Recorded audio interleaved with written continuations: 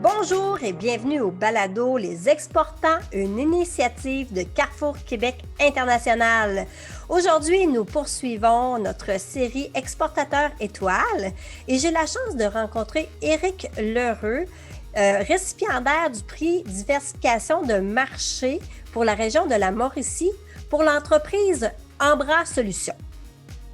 Donc, Éric nous parlera de la croissance phénoménale de l'entreprise sur les marchés internationaux.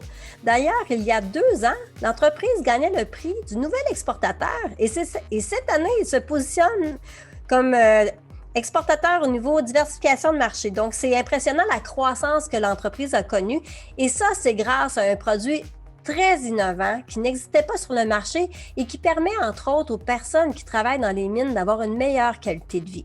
Donc, je vous souhaite une bonne écoute. Aujourd'hui, j'ai la chance d'avoir avec moi Emmanuel Lemaire de Desjardins. Desjardins est notre partenaire officiel aux exportateurs étoiles. Emmanuel, comment est-ce qu'on peut protéger nos transactions à l'international? Comment bien protéger une transaction internationale? La réponse pourrait être très étoffée, mais ça passe notamment par l'utilisation d'une combinaison d'instruments financiers. Par exemple, le choix du bon mode de paiement. Il y a un volume très élevé de paiements internationaux qui passe par les transferts de fonds électroniques, mais il est parfois plus judicieux d'utiliser une stratégie de paiement plus sophistiquée qui offre plus de protection, comme une lettre de crédit documentaire irrévocable ou de l'encaissement documentaire. Parfois aussi, négocier des ententes de paiement qui incluent l'émission de lettres de garantie ou de lettres de crédit stand-by. Un autre élément significatif consiste à bien protéger votre marge de profit contre les fluctuations de taux de change. Les entreprises ne sont pas toutes sensibles au même niveau aux fluctuations de taux de change. Votre degré de sensibilité va dépendre notamment de vos pourcentages d'affaires à l'international, du niveau de votre marge de profit, mais également de la longueur des termes de paiement que vous êtes en mesure de négocier avec vos clients et fournisseurs. Si ce risque est significatif, c'est important d'en discuter avec son institution financière puisqu'il y a des solutions très efficaces pour vous protéger. Que ce soit des contrats de change à terme, des options, des swaps, ce sont des instruments qui vont vous permettre de bien protéger votre précieuse marge de profit.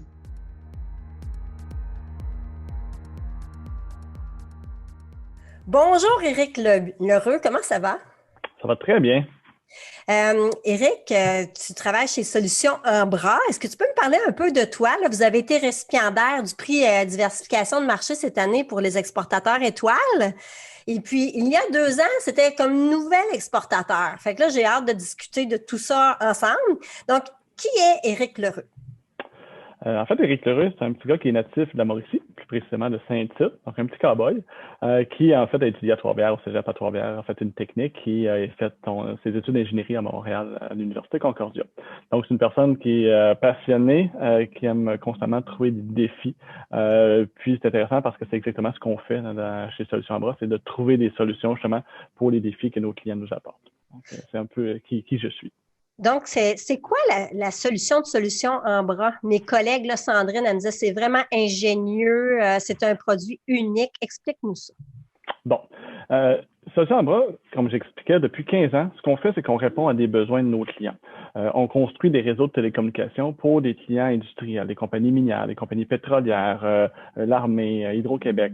Récemment, depuis peut-être les 5-6 dernières années, on a vraiment focusé sur les technologies 4G et 5G pour livrer une solution qui permet maintenant à nos clients de s'automatiser. Donc vraiment, nous, on s'occupe de la partie télécommunication. Donc, ce qui se passe ces temps-ci, c'est que on l'a vu justement avec la COVID, les entreprises doivent livrer plus avec moins de main-d'œuvre. Donc, ils n'ont pas le choix, il faut qu'ils s'automatisent.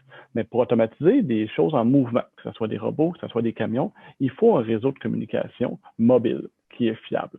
Et c'est là où est-ce que notre solution arrive en jeu. C'est là où est-ce que des compagnies comme Caterpillar, Sandvik, Komatsu nous appellent, puis nous disent, écoutez, Ambra, pouvez-vous livrer une solution à ce site-là pour que nous, après ça, on puisse connecter nos robots ou nos machines finalement grâce à votre technologie. Donc, vraiment, notre technologie, c'est la partie sans fil, c'est la partie radio, c'est la partie logicielle, la partie matérielle, qui fait qu'on permet on couvre finalement un site industriel à 100%. Peu importe si c'est une mine open pit, une mine à ciel ouvert, excusez-moi, une mine souterraine, un site industriel. Donc, c'est vraiment une solution où est-ce que on livre cette clé en main-là. Fait que on est un mini Bell TELUS Rogers, mais vraiment axé pour le domaine industriel. Donc, c'est ça un peu notre solution qu'on livre à nos clients. Donc, dans une mine, c'est quand même assez complexe de réussir à avoir une communication, là. C'est extrêmement complexe. Et avant notre solution, il n'y avait pas vraiment moyen, économiquement parlant, d'avoir une communication à 100%. Souvent, c'est que les mines, surtout souterraines, avaient des communications à certains endroits, mais ils ne pouvaient pas se permettre justement de téléopérer à la grandeur de la mine. Aujourd'hui, grâce à notre solution, mettons en Abitibi, on a déployé le réseau LTE le plus profond du monde, à 3 km sous terre. Mais là, maintenant, les gens au lieu de descendre sous terre dans un environnement qui est quand même dangereux, travaillent à la surface dans un environnement à l'air climatisé et télécommandent maintenant les camions à distance. Donc, non seulement c'est plus sécuritaire, mais c'est plus efficace parce qu'une personne aujourd'hui peut télécommander non seulement un, mais bien jusqu'à 3 camions. Donc, c'est pour ça que un camion qui avant était opéré par une personne et qui devait, cette personne-là changeait. Souvent, il y avait un chiffre de nuit, un chiffre de jour. Là, aujourd'hui, ces machines-là fonctionnent 24 heures sur 24. Donc, sont plus efficaces et justement, les gens sont plus efficaces également parce qu'ils n'ont pas à descendre sous terre, à se rendre à la machine. Puis descendre et travailler dans une mine à 3 km de profond, c'est pas évident, il fait chaud, c'est humide. Donc, c'est pour ça que les autres, ça a changé complètement leur manière d'opérer. Donc, non seulement ils peuvent faire la téléopération, mais ils peuvent maintenant avoir une communication avec leurs employés en temps réel. Ils peuvent savoir s'il arrive une urgence, sont où leurs employés, comment est-ce qu'on est capable d'aller les chercher. Puis c'est les employés même qui demandent d'avoir cette technologie-là. Les employés maintenant sont connectés, ils veulent faire un appel avec leur superviseur, ils font un appel vidéo, ils disent « Hey, j'ai besoin de cette pièce-là, tu peux-tu me l'envoyer? » Avant, c'était impensable. T'sais, on avait même des mineurs qui sont venus me voir, puis on dit, grâce à ta technologie, ben, ma femme qui est enceinte, s'il y a de quoi, elle peut m'appeler, puis je peux sortir. Avant, c'est pas possible. Ils descendaient sur terre le matin, puis ils sortaient le soir, puis ils étaient complètement déconnectés de la réalité. Là. Donc, pour eux, ça a complètement changé leur manière d'opérer, d'avoir rien à de la 5G, finalement, sous terre à 3 km sous terre. Donc, c'est ça, c'était quand même une belle petite révolution pour eux autres. C'est pas une petite, c'est énorme, ça change des vies. Ça, c'est vous qui avez inventé cette technologie-là chez Solutions Ambra? En fait, on a développé, effectivement, on a été les premiers au monde à développer ça. Donc, c'est sûr qu'on a des brevets présentement en cours, justement. Et ce qui est intéressant, c'est que dans le monde, on n'a pas beaucoup de compétition. Donc là, on a des projets un peu partout. On pourra en parler tantôt de tous les pays sur lesquels on a des déploiements ces temps-ci. Mais oui, effectivement, il y a eu beaucoup d'années de recherche et développement pour trouver c'est quoi justement les composantes, c'est quoi les matériaux, c'est quoi les fréquences qu'il faut utiliser pour que ça se propage bien dans ces types de tunnels-là. Donc, il y a eu beaucoup de recherche et développement qu'on a fait ici à Trois-Rivières pour arriver à une solution qui est maintenant testée, qui est éprouvée. Puis, ce qu'il faut comprendre, c'est que dans le domaine minier, c'est des clients qui sont réticents au changement. Ils veulent s'assurer qu'avant d'adopter une technologie, que la technologie a été éprouvée, qu'elle a été testée par quelqu'un d'autre. Et donc, personne ne va être premier. Tout le monde va être deuxième. Donc, ces premiers-là, on les a faits il y a quelques années. Donc, c'est pour ça que c'est beaucoup du bouche-à-oreille où est-ce que là, les clients voient que ça fonctionne, sont tous impressionnés. Donc, c'est pour ça qu'on a on a une très grande croissance parce que la solution fonctionne très, très bien. Là, j'ai envie de poser des questions sur la naissance de l'entreprise. Est-ce que c'est en sortant de l'université que l'entreprise a pris forme? C'est depuis 2007. Donc, un petit peu après l'université, effectivement. Donc, j'ai toujours été quelqu'un qui, c'est pas ma première entreprise, donc c'est quelques entreprises que j'ai démarrées.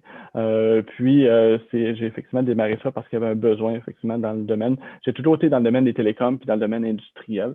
Et justement, les besoins ont fait que le domaine minier était un des premiers verticales qu'on a adressé parce qu'il y avait des gros besoins. Puis, il n'y avait pas nécessairement de solution sur le marché pour adresser ces besoins-là. C'est très niché là, comme technologie. Donc, on a commencé par ce domaine-là. Puis aujourd'hui, ce qui est intéressant, c'est que là, on a développé des nouveaux verticaux. C'est pour ça qu'on est content aujourd'hui d'avoir gagné ce prix-là, parce que là, on n'est plus seulement dans le domaine minier. On a d'autres verticales qui utilisent notre technologie aujourd'hui. Quand même, quand on arrive avec un nouveau produit sur le marché, il faut convaincre. Est-ce que ça a été difficile, les débuts?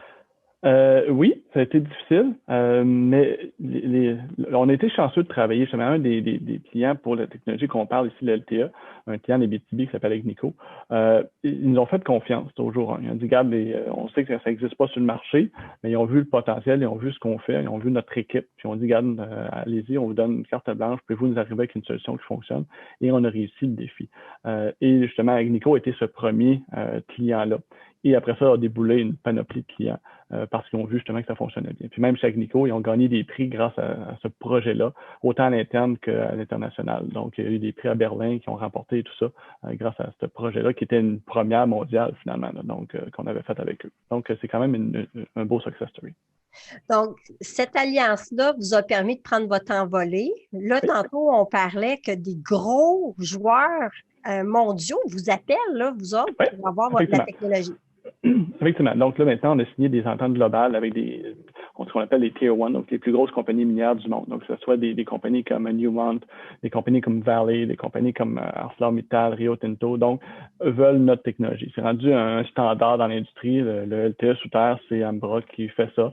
Et donc, dans le monde, on est ceux qui ont déployé le plus de kilomètres câbles. On doit être rendu à 500-600 kilomètres de câbles de livrés pour couvrir les tunnels du terrain. Donc, on a vraiment développé cette expertise-là.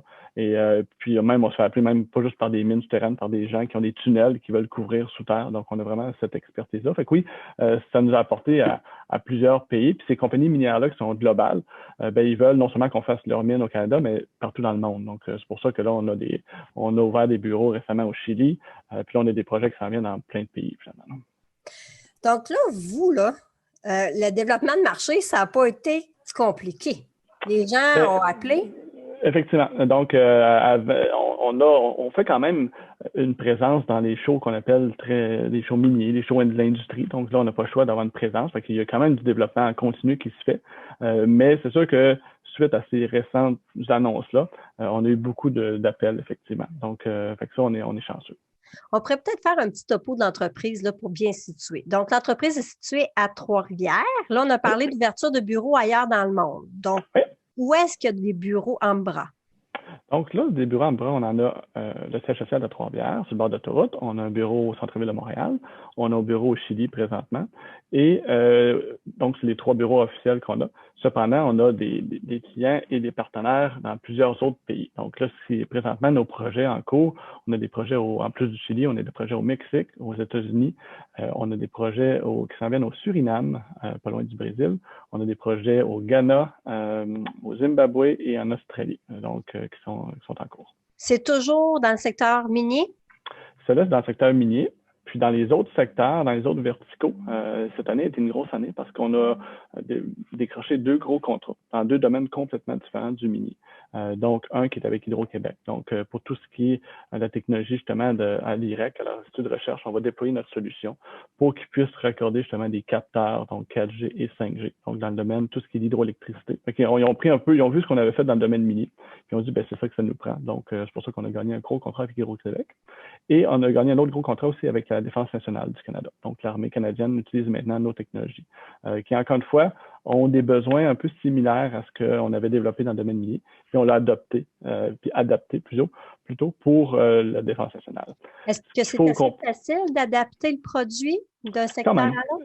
Quand même. Tu sais, les besoins, il y a toujours des besoins de base qui sont ce qu'on appelle en anglais le mission critical, toutes les applications critiques. Donc, quand on doit justement télécommander un camion de 400 tonnes à distance, il faut que ce soit une solution qui est extrêmement fiable.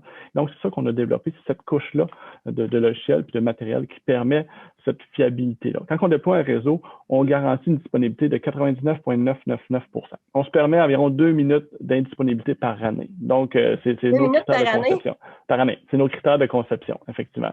Je devrais peut-être faire une alliance avec mon fournisseur de téléphone cellulaire. Il y a des régions au Québec qui ne sont pas bien couvertes.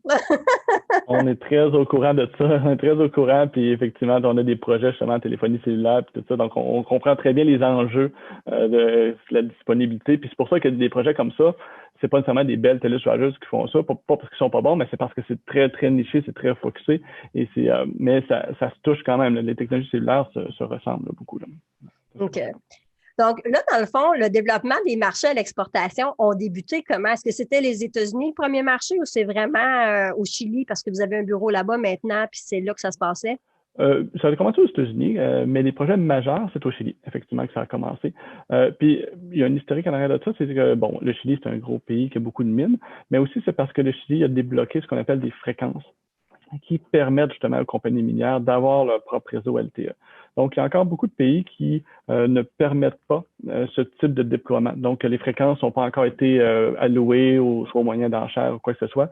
Donc, chaque pays a ses propres réglementations. Et donc, certains pays sont un petit peu en retard sur d'autres.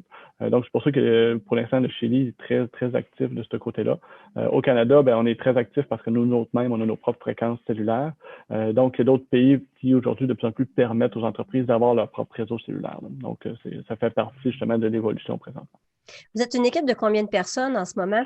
On est une cinquantaine de personnes, surtout des ingénieurs et des techniciens seniors. Donc, tout ce qui est, on fait toute la solution, on la développe, on la configure, on la met prêt à être expédiée. Maintenant, l'installation physique chez le client, souvent, c'est le client lui-même ou des sous-traitants locaux qui vont faire l'installation. C'est pas nous qui allons faire l'installation. On va aller faire ce qu'on appelle le relevé initial, le relevé d'ingénierie. Puis après ça, on va aller faire la mise en service. Mais tout ce qui est installation physique, c'est sous-traité. Donc, c'est pour ça que tous les employés d'Ambra, c'est vraiment des concepteurs ou des techniciens seniors qui sont capables de concevoir des solutions comme ça. Est-ce que ça amène des difficultés d'avoir des équipes différentes qui installent la solution? Non, c'est vraiment notre solution. C'est un peu ça. Un des avantages de notre solution, c'est de fournir tous les outils de formation pour que le client soit autonome. Le client, il peut pas se permettre de nous appeler à tous les jours, dire, là, faut que je rajoute une antenne là. On leur donne vraiment une solution qui permet d'être en contrôle de leur réseau. Donc, c'est pour ça qu'ils ont tous les outils pour le diagnostiquer, ils ont les outils pour eux autres mêmes dire, regarde, voici ce que ça me prend pour acheter de la couverture à tel endroit. Donc, c'est vraiment un système qui modulaire, si on veut, qui leur permet d'être autonomes puis de déployer eux autres mêmes. Puis c'est ça qu'on veut. Parce que nous, nos clients, même si au Canada, nos clients sont au Nunavik, sont au Nunavut, sont pas nécessairement à proximité. Là. Donc, des fois, ils sont sur des liaisons satellites. Fait qu'ils peuvent pas se permettre d'être dépendants d'une compagnie, même si cette compagnie-là est disponible. Donc, eux autres, c'est leur day-to-day. Ça fait partie de leur opération que quand ils creusent un tunnel, il faut qu'ils soient en mesure de rajouter de la couverture cellulaire comme s'ils rajouteraient de la lumière ou de l'électricité ou quoi que ce soit. Donc, c'est vraiment notre force, c'est que les clients sont autonomes dans la solution qu'on leur donne, qu'on leur vend. Donc, vous avez bâti des formations qui sont offertes en ligne avec des manuels, puis là, les gens sont autonomes à ce niveau-là. J'imagine qu'il a fallu traduire tout ça aussi. On a engagé beaucoup de monde qui parle espagnol, surtout dans la dernière année, parce qu'on avait nos formations tout en anglais et en français. Puis là, de plus en plus, on voit que quand on fait affaire avec d'autres pays, d'autres cultures, c'est pas pareil. Donc oui, effectivement, on a tout traduit nos formations en espagnol. Puis on a aussi des gens, bien sûr, de plus en plus qui parlent espagnol. Fait que ici, au bureau à Trois-Rivières, on a vraiment les trois langues c'est vraiment anglais, français, espagnol. Donc, parce que nos clients sont principalement dans ces trois langues-là. Comment est venue cette idée de les rendre autonomes? Est-ce que c'était le plan de match depuis le début? Oui, on n'a pas le choix, c'est le plan de match depuis le début. Puis c'est vraiment, connaissant ce domaine-là, c'est quasiment un critère de conception. Donc, ces gens-là ne peuvent pas se permettre d'être dépendants justement de compagnies externes de par la nature de leur activité. Si notre réseau de communication ne fonctionne pas, leur usine arrête, puis c'est des millions à l'heure. Ça fait partie. Fait que ils ne peuvent pas se permettre d'être dépendants de d'autres compagnies. C'est pour ça qu'on leur livre une solution autonome. OK. Là, dans le fond, il y a la vente de la solution. Après ça, est-ce qu'il y a la vente, c'est terminé avec le client ou il y a quelque chose qui se poursuit? Il y a le support technique. Donc, nous, on est toujours là, 24/7. On a un centre d'opération 24 heures sur 24 qui est toujours là pour répondre à leur appel. Donc, eux autres, souvent, le support, ce qu'on appelle niveau 1, va être fait par le client. Donc, le diagnostic de base, est-ce qu'il y a de l'alimentation électrique, ça fonctionne dessus? Des fois, le niveau 2 peut être fait par les clients. Puis dès que ça tombe au niveau 3, c'est là qu'on a un centre d'appel. Ils vont nous appeler et dire, hey, là, j'ai une panne majeure à tel endroit, ça fonctionne pas. Tu peux-tu me supporter? Donc, si le client a passé au travers de tout ses diagnostics, tout fait, puis il n'a pas réussi à trouver de problème. C'est là, nous, qu'on a une équipe d'ingénieurs qui répondent au téléphone puis qui va supporter le client en cas de panne. Donc, on a des gens 24/7 pour qui supportent les clients-là. OK. Puis ils sont à Trois-Rivières? Montréal, beaucoup. À Trois-Rivières, on a des gens sur appel. Donc, on a des gens, même de plus en plus, on regarde pour en mettre sur différents fuseaux horaires. Là. Donc, mais oui, on a plusieurs personnes. C'est quoi l'avenir pour Solutions Ambra? L'avenir, c'est, là, on a parlé des différents verticaux. Donc, là, ces verticaux-là vont grossir. Le domaine minier est très bien présent, mais tous les autres domaines qu'on parlait, l'hydroélectricité, la défense nationale, et aussi il y a d'autres verticaux qu'on est en train d'adresser. Donc, on parle du domaine de la foresterie, des domaines des ports. Donc, le futur d'Ambra, c'est de développer les autres verticaux avec une solution qui a été prouvée, qui fonctionne bien. Et donc, c'est ça le futur. Donc, c'est sûr que c'est encore une croissance. on n'a pas le choix, ça fait partie de notre ADN. Ça prend des bonnes têtes aussi pour aller travailler chez vous, là. C'est des profils d'ingénieurs, beaucoup. Est-ce que c'est un défi? C'est un très gros défi. La main-d'œuvre, pour nous, c'est un défi. Il y a 2 ans, on a fait venir une personne d'Italie, là, des ingénieurs d'Europe parce qu'on ne trouvait pas ici. Donc oui, puis c'est pas nécessairement quelque chose qu'on voit à l'école. Donc, il faut former ces gens-là. Donc, il faut dénicher effectivement des cerveaux. Après ça, il faut les former pour qu'ils puissent être en mesure de livrer nos solutions. Donc oui, la main-d'œuvre, c'est un défi à tous les jours. Donc, on a le département des ressources humaines se casse la tête à tous les jours. On a constamment des offres d'emploi d'afficher sur notre site web. Ah, je comprends. Puis j'imagine, avant que les personnes deviennent complètement opérationnelles, ça prend quelques mois. Oui, effectivement. C'est toujours un peu effectivement. Puis, c'est des technologies très de pointe, fait que ça, c'est du 5G, fait que c'est des choses qu'il faut effectivement qu'il y ait une certaine base aussi pour pouvoir apprendre ça. Donc, fait que oui, c'est important de bien les intégrer, nos nouveaux employés. Ça serait quoi les meilleurs conseils là, pour les jeunes ingénieurs qui veulent se partir une entreprise, là, puis qui veulent lancer leurs produits? C'est sûr que c'est d'être autodidacte, d'être autonome, d'être à l'écoute des clients. Nous, comment on a vu le jour, c'est justement, il y avait un besoin dans l'industrie, puis on est arrivé avec une solution pour le combler. Donc, c'est sûr quand on est à l'écoute du marché, quand on connaît notre marché, ça l'aide de partir une entreprise. Moi, je vais partir une entreprise parce qu'il y a un besoin. Il n'y a pas nécessairement beaucoup de compétition. Je fonce là-dedans. C'est un peu le même qu'on a parti. Mais c'est des gros défis. Pour avoir parti plusieurs entreprises, c'est quelque chose qui est pas tout le temps évident.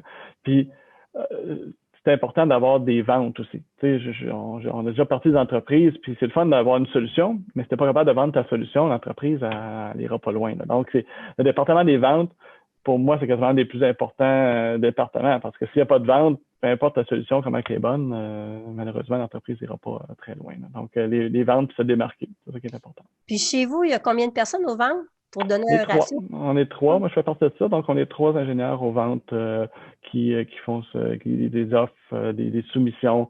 Donc, à tous les semaines, on fait des soumissions. Donc, fait que c'est important. Donc, si du jour au lendemain, on arrêterait de faire ces soumissions-là, ben la compagnie pourrait pas. Oui, elle pourrait survivre avec des contrats actuels, mais elle n'a pas le choix. Là. Donc, c'est la manière qu'on est capable de grandir. Chez vous, c'est vraiment là, des appels d'offres. Vous regardez les appels d'offres, puis vous répondez à ça? C'est soit des appels d'offres, c'est soit sur invitation, effectivement. Ça dépend si c'est de domaine public ou privé. Ouais. OK. Fait que c'est vraiment comme ça que se fait le développement des affaires dans le milieu. Oui, puis bien sûr, ça se fait au travers de salons spécialisés, Oui. donc dans l'industrie. Donc, on va souvent aux États-Unis, on va au Chili, on va dans les différents pays. Chaque pays, souvent, a des salons spécialisés, peu importe le domaine. Donc, on a des équipes, on a un kiosque, on a des vidéos promotionnelles, on a des articles promotionnels, donc pour assister puis rencontrer nos clients. C'est sûr que la COVID a changé un petit peu la méthode, mais ça reste que ça va recommencer. On a déjà, au mois de septembre, prévu d'aller dans les shows aux États-Unis pour, encore une fois, rencontrer des clients ou même des fournisseurs ou des partenaires. Chez vous, la COVID, est-ce que ça a eu un impact sur les ventes? Ça a accéléré les ventes. Donc, on n'a pas mis personne à la porte. Au contraire, on a eu plus de contrats parce que, comme j'expliquais plus tôt, les compagnies ont besoin de nos solutions pour être plus efficaces, pour livrer plus avec moins de main-d'œuvre. Nos compagnies nous appellent et nous disent, regarde, j'ai une machine, elle ne fait rien parce que l'opérateur, ce matin, il a appelé et il était malade. Donc, cette machine-là qui ne fait rien, elle ne rapporte pas d'argent. Donc, s'ils sont capables de l'automatiser, ben, la machine va continuer de fonctionner. Fait que c'est pour ça que tout ce qui tourne autour de l'automatisation, l'industrie 4.0, ben, la COVID a juste accéléré finalement ces projets-là. C'est pas des projets qui sont coupés, au contraire, c'est des projets qui sont devancés, ces projets. Merci beaucoup, Éric Lheureux. C'était vraiment une belle rencontre. Solutions en Bras, c'est une entreprise qui va aller loin. J'ai hâte de voir ça dans 2 ans. Je ne sais pas ça va être quoi, là, mais ça va être une autre étape, c'est sûr. on l'espère. C'est une belle lancée. Si cet épisode vous a plu, partagez-le avec un ami. Nous serions reconnaissants si vous pouviez noter et évaluer notre série à l'endroit où vous écoutez vos balados, incluant Google Podcast, Apple et Spotify. Votre recommandation et vos commentaires aideront les auditeurs à nous trouver aussi. Merci à Desjardins, partenaire de l'événement Exportateur Étoile 2021. Cette série spéciale du balado Les Exportants est une production de Carrefour Québec International, tout droit réservé.